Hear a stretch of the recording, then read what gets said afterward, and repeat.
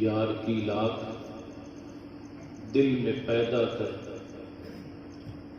جان پروانے وار شیدا کر،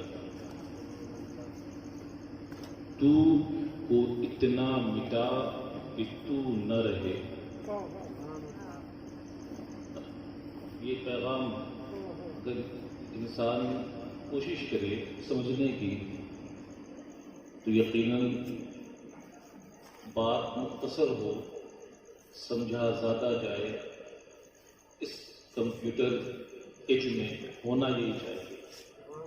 یہاں اتنا زیادہ انسان مصروف ہوتا چلا گیا ہے کہ پھر اسے بہت لمبی چوڑی گفتگو کی ضرورت نہیں ہے، بس کچھ خاص چیزوں کی ہی ضرورت ہے۔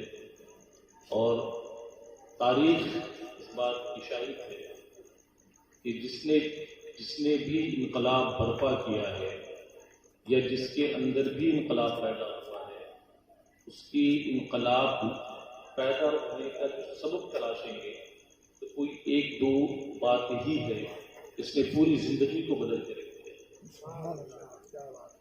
یار کی لاکھ دل میں پیدا کر، اگر تم نے اس یار کی محبت کو حقیقت میں دل میں جگہ دے دیا، کس طریقے سے؟ جان پروانے وار شیدا کر۔ کسی نے کہا تھا پروانوں سے سیکھے کوئی آداب محبت، جل جاتے ہیں پر شمع کو رسوا نہیں کرتے۔ اسے پتا ہے کہ اس کے قریب ہم پہنچیں گے تو رزلٹ کیا آئے گا؟ رزلٹ یہی آئے گا کہ میری موت ہو جائے گی۔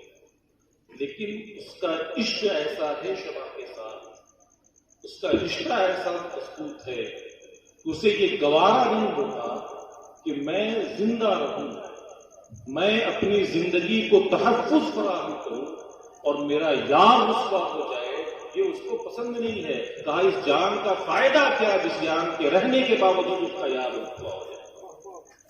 کہا کہ اس پروانے سے سیکھو آداب محبت کہ محبت کے آداب کیا ہے، محبت کے تقاضے کیا ہے۔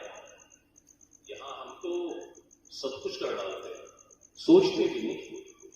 ہم چونکہ ہماری جو محبت ہے نا، یا ہمارا جو کچھ بھی معاملہ ہے، اللہ ماشاء اللہ، اللہ کے بندے یقیناً ہر جگہ موجود ہیں اور ہم سے بہتر بندے موجود ہیں اس کے۔ ہم تو یقیناً کچھ بھی نہیں ہے، گنہگار، بدکار، خطاکار، سیاکار، کہ نہ جانے ہمارا اللہ کیا حشر فرمائے گا۔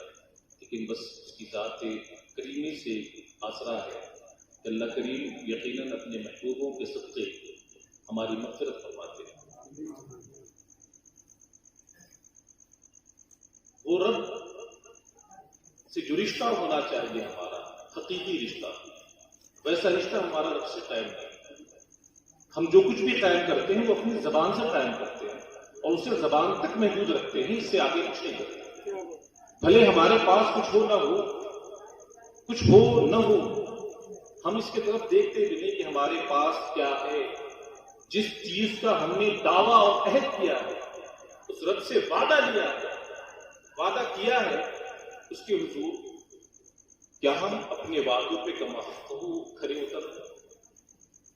کیا ہم نے اس عہد کی لاج رکھی؟ ایک بیماری تو بہت دھڑلے سے ہمارے اندر ہے، وہ ہے ریاکاری، دکھاوا، ریاکاری۔ نبی فرماتے ہیں کہ یہ شرک اصغر ہے، شرک اصغر ہے۔ اور ایسا شخص جس کے عمل میں ریا ہو، دکھاوا ہو، نبی فرماتے ہیں کہ ایسا شخص جب اللہ کے حضور عرش میں حاضر ہوگا، اللہ اس سے فرمائے گا کہ تو ان نمازوں کا صلہ مجھ سے مانگنے آیا ہے جن نمازوں کو میری رضا کی خاطر پڑھائی نہیں تو، ان عبادت کا صلہ مجھ سے لینے آیا ہے جن کو میری رضا کی خاطر تو نے کیا ہی نہیں۔ ہاں تو نے کیا ضرور ہے، میں اس سے انکار نہیں۔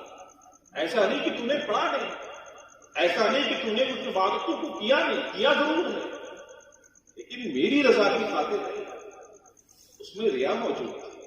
اس میں دکھاوا موجود تھا، اس میں جس چیز کی خوشنودی چاہتا تھا، تو جس کی رضا چاہتا تھا، آج اس کا دروازہ کھول رکھا ہے میں بتا رہا ہوں، تو جا اس شخص کے پاس جس کی خاطر تو نے اپنے سجدوں کو لمبا کیا تھا، جن کی خاطر تو مسجدوں میں جایا کرتا تھا، جن کی خاطر تو دھولے سے جھوٹ بولا کرتا تھا کہ میں آج میں صاحب تقویٰ ہوں، میں صاحب فلاں ہوں، میں فلاں ہوں، میں فلاں ہوں کی گردانہ کرتا تھا، جن اپنے نیکیوں کو بڑے سرے چوراہوں پہ نمائش لگایا کرتا تھا اور یہ بتایا کرتا تھا کہ میں تو یہ کرتا ہوں، میں وہ کرتا ہوں، میں وہ کرتا ہوں، تو آج تو ان سے طلب کر، اگر وہ چاہیں تو تجھے دے دے، اگر ان کی استطاعت ہو، وہ اس پہ قادر ہو کہ وہ اس کا جزا حشر میں عطا کرنے ہو سکتے ہیں، تو جا کر لے لے ان سے۔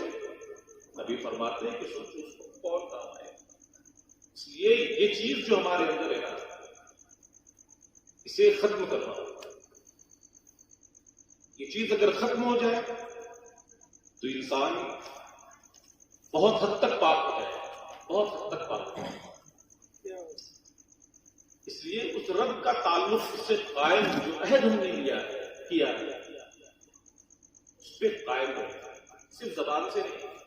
اللہ بہت بڑا ہے، زبان سے کہتے ہیں، جب زبان سے کہیں اقرار باللسان تصدیق بالقلب، یہ زبان جس چیز کا اقرار کر رہی ہے، قلب اس کی گواہی دے رہا ہے، تو بات بنتی ہے نا۔